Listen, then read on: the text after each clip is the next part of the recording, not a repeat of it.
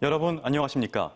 지난해 만취 상태로 운전하다 중앙선을 침범해 오토바이 운전자를 숨지게 한 을왕리 음주운전 사건 다들 기억하시는지요?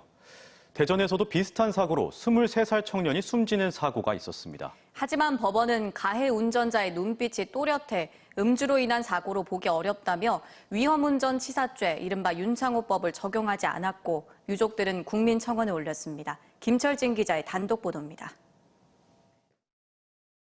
오토바이 한 대가 형체를 알아보기 힘들 만큼 산산조각 났습니다. 지난해 9월 대전 동구의 한 교차로에서 신호를 어기고 좌회전을 하던 승합차 한 대가 마주오던 오토바이를 덮쳐 오토바이 운전자 23살 A씨가 숨졌습니다. 가해 운전자 B씨의 혈중 알코올 농도는 면허 취소 수치인 0.12%였고 과거에도 2차례 음주운전으로 적발된 사실이 드러났습니다. 검찰은 B씨를 위험운전치사죄, 이른바 윤창호법으로 기소했지만 법원은 이를 인정하지 않았습니다.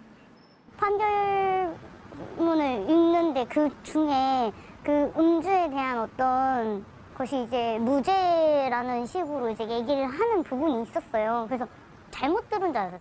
재판부는 윤창호법 적용을 위해서는 수치와 상관없이 음주로 정상운전이 곤란한 상태여야 하는데 당시 사진에서 피고인의 눈빛이 비교적 선명하고 다음 날 조사에서도 사고 경위를 상세히 기억하고 있다는 겁니다. 언행이 부정확하고 보행이 비틀거렸다는 경찰의 현장 정황 보고만으로 정상운전이 곤란하다고 단정하기 어렵다고 봤습니다. 결국 법원은 최고 무기징역까지 처해지는 윤창호법 대신 5년 이하 금고 또는 2천만 원 이하 벌금에 교통사고 처리 특례법을 적용해 징역 3년을 선고했습니다. 유가족은 윤창호법은 무용지물이냐며 청와대 국민청원을 올렸습니다. 이번에 그 법안이 강화되면서 그 수치 자체도 이제 이전보다 더 낮춰서 음주한 건 사실이에요. 음주한 건 사실이고 수치도 나왔는데 그게 이제 뭐 인과관계가 없다. 윤창호법의 처벌이 엄한 만큼 신중히 적용해야 한다는 의견도 있지만 법 적용 기준이 지나치게 엄격해 법의 취지를 훼손한다는 목소리가 큽니다.